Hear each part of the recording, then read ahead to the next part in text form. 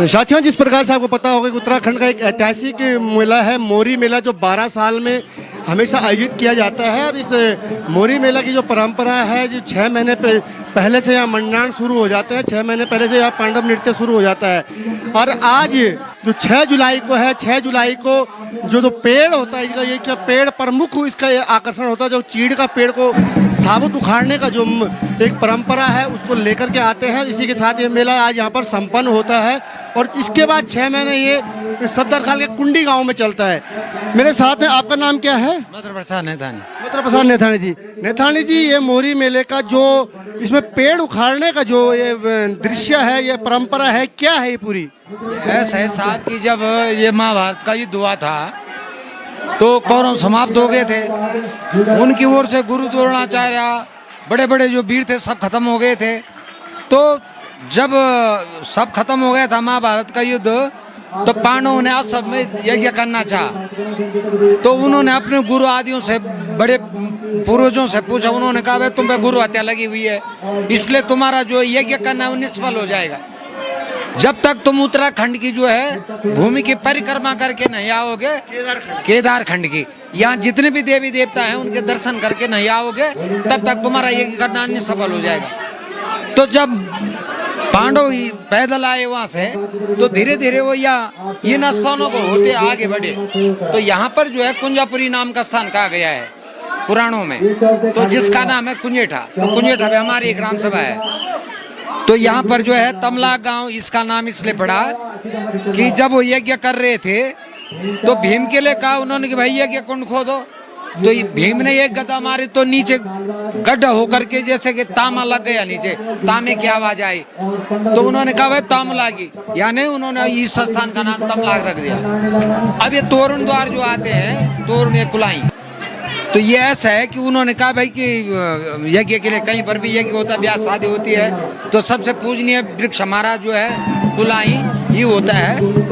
तो ये कुलाई का महत्व यही है कि जब यज्ञ के लिए वो कुलाई यहाँ पर पूजनीय मानी जाते हैं। तोरण द्वार, जिनको हम तोरण द्वार कहते हैं, तो ये यहाँ पर तक का समाप्ति ये होता है। तो ये एक प्रकार से उस समय की जो यहाँ पर हम परिपाटी बनी हुई है, तो देवताओं ने यहाँ पर यज्ञ किया। तो जैसे कि आपकी हंत्याएं आती हैं, हम कोई घड़ेला वगैरह रखते हैं तो हंत्याएं आती हैं कि नहीं, वैसे ही देवी देवता भी उनके आह्वान करने पर ये देवी देवता भी यहाँ पर उत्पन्न हो जाते हैं। और ये लड़कियों के ऊपर जो लड़कियां हैं वो प्रविष्ट हो जाते हैं। लड़कों के ऊपर वो भीम, नकुल, सहदेव, अभिमन्यु, ये सारे उत्पन्न हो जाते हैं। और आप देख ही रहे हैं उनका जो मिस्त्री था, ये जो उनका औजार बनाने वाला था, जो कि कोयला भी खाता है, वो भी देखा होगा आपने।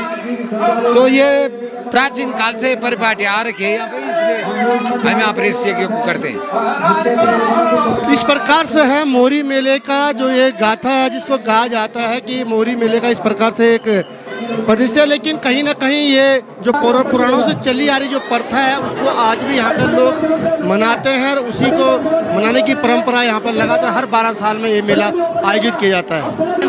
नमस्कार, मेरा नाम श्वेता बुटोला है और मैं कुंडी गांव की रहने वाली हूँ।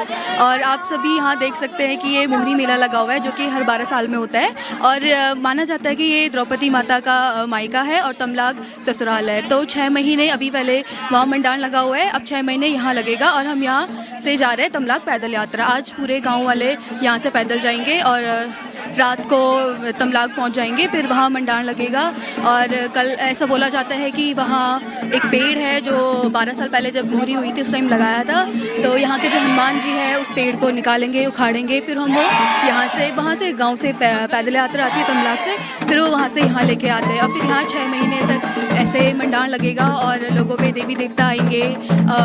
बहुत सारे यहाँ पे ऐसे लोग बाहर से आए हैं इन सबको देखने के लिए, क्योंकि ये 12 साल बाद आती है और बहुत ही खुशी का त्यौहार होता है। सब लोग अपने घर आते हैं इन सब ये सब त्यौहार को मनाने के लिए।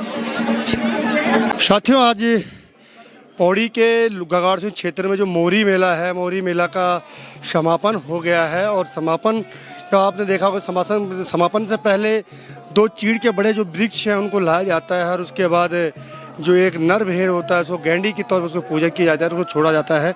क्या है पूरा मेला, किस प्रकार से रहा, कैसे देखते हैं इसको हम लोग? देखो, अगर हम मौली मेले की बात करें तो पिछले 6 महीने से ही चल रहा है और ये अच्छी तरह से संपन्न हो चुका है, संपन्न हो रहा है। क्योंकि हमारी कल जो रात की बात थी, रात सबसे ज़्यादा डर हमें रात का था, जिस हिसाब से यहाँ हज़ारों लोग, कम से कम 50,000 से ज़्यादा लोग यहाँ मौजूद थे। ये पूरी प्रक्रिया क्या होती है इस मेले की, क्या है? अगर हम मेले की प्रक्रिया की बात करें तो ये 6 महीने पहले शुरू हो जाते हैं। जैसे कि आप भी मौजूद थे उस टाइम पे उद्घाटन समारोह में, तो उद्घाटन 6 महीने पे 7 दिसंबर को शुरू हो गया था और 6 जुलाई को ही ख़त्म हुआ। इस बीच में 3-4 पड़ाव आते हैं, जिसमें 2 मुख्य पड़ाव होते हैं। एक कि जब हम देवप्रयाग जाते हैं 13 अप्रैल को विकोती नहाने के लिए, और एक उसके बाद एक पड़ाव और आता है जिसमें हम ऊपर जो मुंगरे होते हैं, जो गधे होते हैं, उनको काटने जाते हैं। लेकिन वो इतना बड़ा वो इवेंट नहीं होता है, वो छोटा सा इवेंट होता है।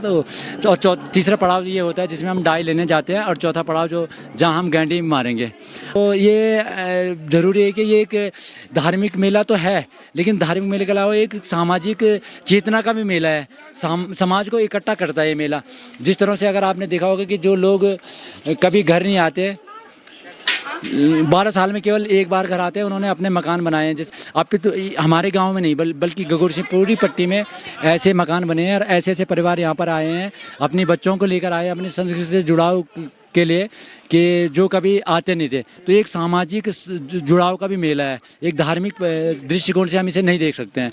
ये जो रिवर्स पलायन की बात हम करते हैं, सरकारें जो रिवर्स पलायन की बातें करते हैं, ये सबसे अच्छा माध्यम है रिवर्स पलायन करने का, लोगों को जोड़ने का, अपने खाते से जोड़ने का। जब यहाँ पे लोग अपना मकान बनाते हैं तो यहाँ की इकोनॉमी रन करती है। लोग यहाँ से सामान लेके आते हैं, लोकल दुकानें चलती हैं, तो इकोनॉमी ऑटोमेटिकली रन करती है यहाँ पर। जी बिल्कुल, जिस प्रकार से हम देखते हैं कि हमारे पौराणिक संस्कृति को संजोने के लिए इस प्रकार के जो मेले हैं, विभिन्न क्षेत्रों में अलग अलग प्रथा के, अलग अलग धार्मिक मान्यताओं के तरह मेले लगाए जाते हैं। और उन मेलों के लिए जो स्थानीय लोग होते हैं, जो पलायन कर चुके होते हैं, वो कहीं ना कहीं उस समय अपने गांव वापस आते हैं। और जब गांव वापस आते हैं तो कहीं ना कहीं गांव में भी एक जागृति होती है। गांव में जो मकान खंडर पड़े होते हैं उनका रिनोवेट होता है, तो कहीं ना कहीं निश्चित बात है कि लोकल इकोनॉमी को भी बल मिलता है। और इस प्रकार लोग जो पलायन कर चुके हैं वो अपनी ज़मीन से जुड़े रहते हैं और अपनी संस्कृति से जुड़े रहते हैं, अपनी सांस्कृतिक धरोहरों से जुड़े रहते हैं। इसका प्रचार प्रसार करना निश्चित बात है अति आवश्यक हो जाता है, सरकारों को भी और आम नागरिकों को भी। हिमालय प्लस के लिए तमलाक से मैं प्रमोद खंडूड़ी।